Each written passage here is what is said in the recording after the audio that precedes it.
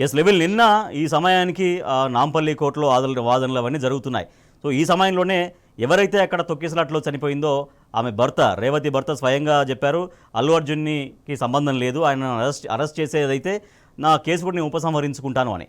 So Allu Arjun కూడా చాలా బాగా అంటే ఎక్కువగానే రియాక్ట్ అయ్యారు, చింతించారు, పశ్చాత్తాపం వ్యక్తం చేస్తున్నారు. ఆ కుటుంబానికి 25 లక్షల ఆర్థిక సాయంగా అండగా ఉంటామని చెప్పారు. తర్వాత రాబోయే రోజుల్లో కూడా ఆ కుటుంబానికి అండగా ఉంటామని చెప్పేశారు. ఇంత జరుగుతున్నా కూడా కేవలం అల్లు అర్జున్ని టార్గెట్ చేసింది సర్కార్ అసమర్థ విధానాల వల్ల, ఆ వైఫల్యాల వల్ల చనిపోతున్న ప్రాణాల మధ్య ప్రాణాలు కావా అన్నటువంటి ప్రశ్నకి ప్రభుత్వం దగ్గర ఎటువంటి సమాధానం కనిపించట్లేనట్టుగా ఉంది.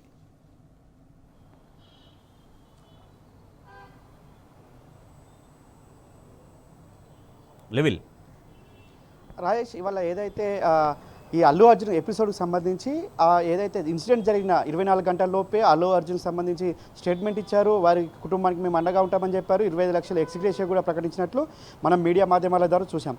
కానీ ఇన్ని రోజులు అవుతుంది, 4-5 రోజుల తర్వాత కూడా ఆల్మోస్ట్ వారం రోజులు అవుతుంది. వారం రోజుల తర్వాత అల్లు అర్జున్ ఎపిసోడ్ను మళ్ళీ ఒక్కసారిగా తెర మీద తీసుకొచ్చారు. పోలీసులు ఇంటికి వెళ్ళే వరకు కూడా ఎవరికి తెలియకుండా గోప్యంగా ఉంచారు. ఇంటికి పోలీసులు వెళ్ళి ఆయన బెడ్రూమ్లో ఉంటే డైరెక్ట్ తీసుకొచ్చి మిమ్మల్ని అరెస్ట్ చేస్తున్నాం, పోలీస్ స్టేషన్ తీసుకెళ్లాలని చెప్పిన పరిస్థితి కూడా నిన్న చూసాం. ఆ తర్వాత నేరుగా పోలీస్ స్టేషన్ నుంచి అటు గాంధీ హాస్పిటల్లో వైద్య పరీక్షలు, అనంతరం నాంపల్లి కోర్టులో ప్రొడ్యూస్ ఇవన్నీ చూసాం. ఆ తర్వాత మీడియాలో వస్తున్న అల్లు అర్జున్ అరెస్ట్ అయిందని చెప్పేసి మీడియాలో వస్తున్న వార్తలను చూసి ఎవరైతే రేవతి భర్తున్నాడో అతను రియాక్ట్ అయ్యాడు. ఒకవేళ అల్లు అర్జున్ అరెస్ట్ చేస్తే నేను కేసు ఉపసంహరించుకుంటా, ఇది ఏమాత్రం కూడా అల్లు అర్జున్ సంబంధం లేదని చెప్పిన పరిస్థితి కూడా నిన్న చూసాం.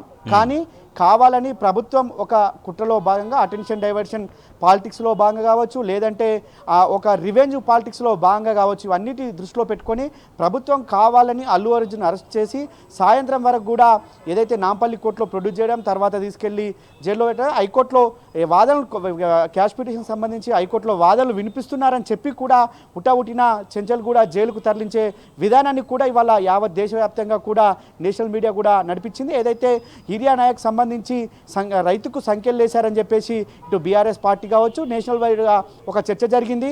లగచర్ల భూబాధితులకు సంబంధించి ఇప్పటికే దేశవ్యాప్తంగా బీఆర్ఎస్ పార్టీ తీసుకెళ్లింది ఆ ఇష్యూను. ఆ ఇష్యూలో హిరియా నాయక్ జైల్లో ఉన్నాడు. జైల్లో ఉన్న హిరియా నాయక్ గుండెపోటు రావడంతో చెంచల్ ఏదైతే సంగారెడ్డి హాస్పిటల్ నుంచి నేరుగా నిమ్స్కు తీసుకొచ్చిన తరుణంలో బేడీలు వేసుకొని తీసుకొచ్చారు. ఒక రైతుకు బేడీలు ఏంటని చెప్పేసి యావత్ తెలంగాణ వ్యాప్తంగా కూడా అందరూ ఇటు రాజకీయ నాయకులతో పాటు రాజకీయ మేధావులు, ఇటు రాజకీయ విశ్లేషకులతో పాటు సాధారణ పౌరులు సైతం ప్రభుత్వాన్ని ప్రశ్నించారు. ఈ నేపథ్యంలోనే ఈ డైవర్షన్ కోసమే లేదా ఇటు ఢిల్లీకి ముఖ్యమంత్రి వెళ్ళాడు, ఏదైతే క్యాబినెట్ విస్తరణ కావచ్చు అనేక అంశాలను ఢిల్లీలో ప్రస్తావిస్తారని చెప్పేసి లీకులు ఇచ్చుకున్నారు. కానీ అక్కడ ఎవరు కలవకపోగా, అంటే కాంగ్రెస్ పార్టీకి సంబంధించిన పెద్దలు ఎవరు కలవకపోగా ఇవన్నీ డైవర్షన్ పాలిటిక్స్లో భాగంగా నిన్న పాన్ ఇండియా స్టార్ అయిన అల్లు అర్జున్ అరెస్ట్ చేసి జైలు తీసుకెళ్లారు.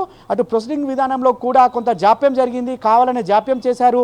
ఒకరోజైనా రివెంజ్ పాలిటిక్స్లో భాగంగా ఒక్కరోజైనా జైల్లో ఉంచాలనే కుట్రలో భాగంగానే నిన్న ఉదయం వరకు ఇవాళ ఉదయం అల్లు అర్జున్ మామ బంధువే, కాంగ్రెస్ పార్టీకి సంబంధించిన వ్యక్తే. తర్వాత గతంలో చిరంజీవి కూడా కాంగ్రెస్ పార్టీ నుంచి రాజ్యసభ సభ్యుడిగా ఉన్నారు, ఆయన కాంగ్రెస్ పార్టీలో ఉన్నారు. అయినప్పటికీ కూడా మేము చట్టానికి బంధుత్వాలు లేకపోతే చట్టానికి పార్టీలో సంబంధం లేకుండా చట్టం చాలా కఠినంగా వ్యవహరించింది అనేది ముఖ్యమంత్రి సమర్థించుకుంటున్నటువంటి పరిస్థితి ఈ విషయంలో.